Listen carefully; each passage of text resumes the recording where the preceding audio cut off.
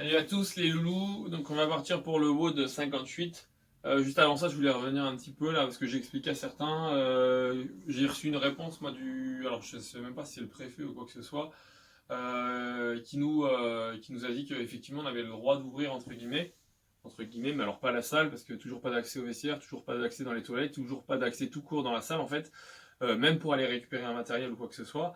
Et en plus de ça, si jamais on devait pratiquer à l'extérieur, étant donné que nous on fait du crossfit, c'est considéré comme une activité qui est intensive, on doit espacer les adhérents physiquement de 10 mètres chacun l'un de l'autre.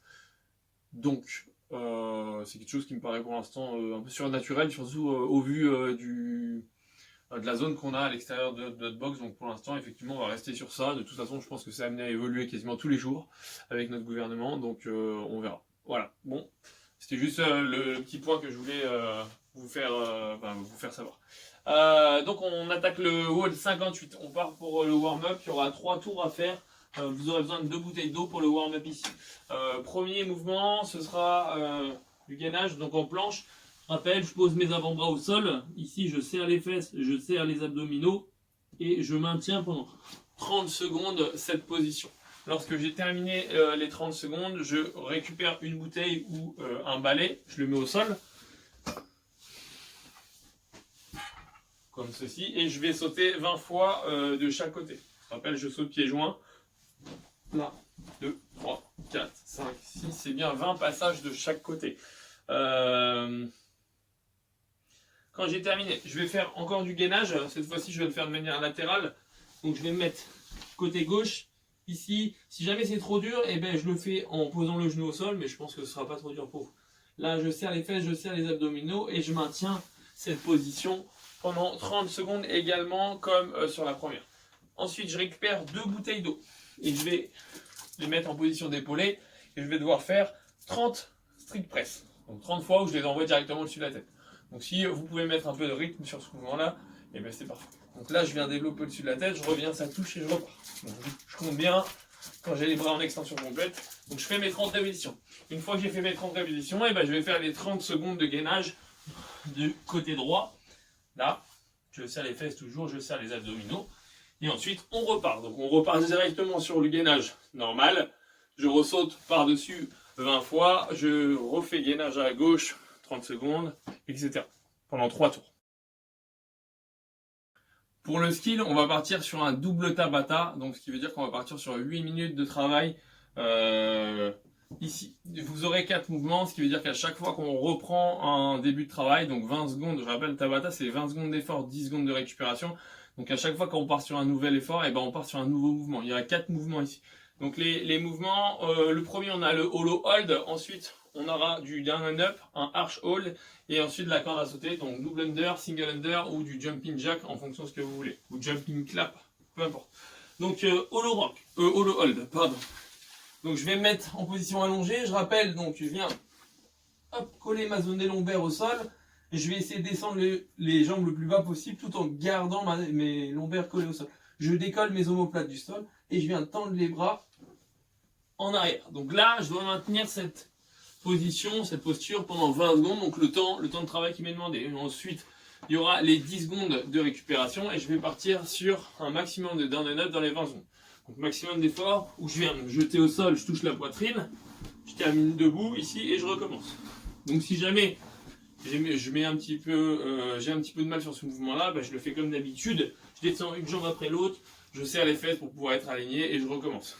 Donc pareil pendant 20 secondes, suite 10 secondes de récupération. Je vais partir derrière sur un arch hold, donc position d'un arc, ici, là, je monte les jambes, je serre les fesses, je tends les bras devant et surtout je sors la poitrine, là. Donc je maintiens pendant 20 secondes et ensuite je pars sur de la corde à sauter, donc double under, single under, comme je vous ai dit, du jumping jack ou du jumping clap ou double clap. N'hésitez pas à aller sur YouTube, il y a des Tabata, donc profitez.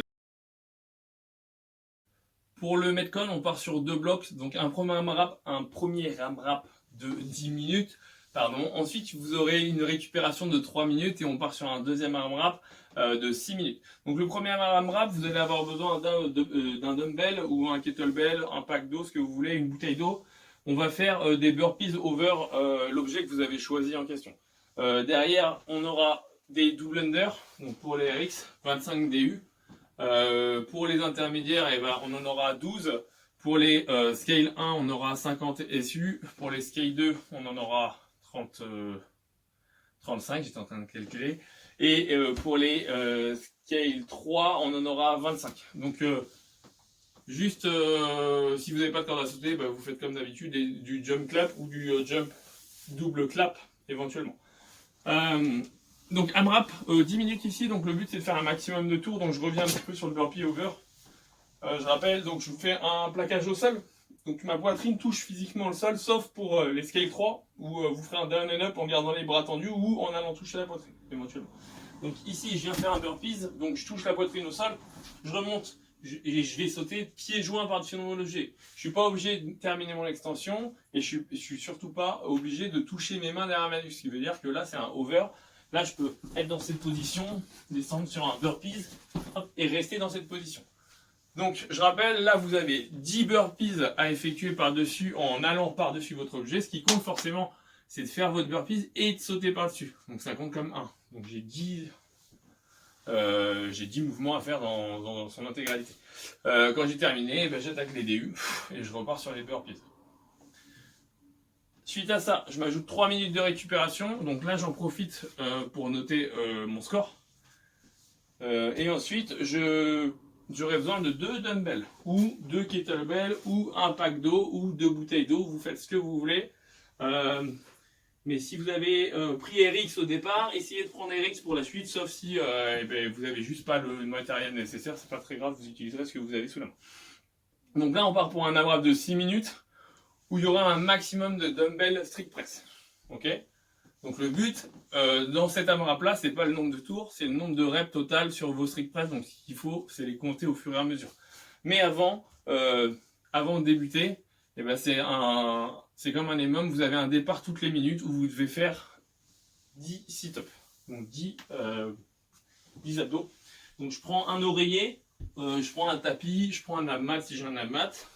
Je me mets en position de tailleur au sol, ici, les pieds bien à plat, et le but c'est d'aller toucher le sol à l'arrière avec ses mains, de s'aider de ses bras et d'aller toucher le sol devant ou toucher ses pieds, mais surtout que ma ligne d'épaule, elle dépasse ma ligne de hanche. Donc ici, je dois en faire 10. Rapidement, je sors des 10, je récupère ma paire de dumbbells, de poids, peu importe, je les mets sur mes épaules, donc je les clean, et ensuite je vais faire un maximum de strict press. Donc je rappelle strict press, strict, donc je n'utilise pas les jambes. Je termine mon extension au-dessus de la tête avec les bras, avec les coudes ici, et j'essaye de toucher physiquement mes dumbbells sur mes épaules ou sur mes clavicules. Et je repars. Okay. Prenez au moins 2 secondes avant de repartir pour reposer vos objets et attaquer vos sit-ups, ça vous évitera de perdre du temps et du coup de perdre des reps inutilement. Allez!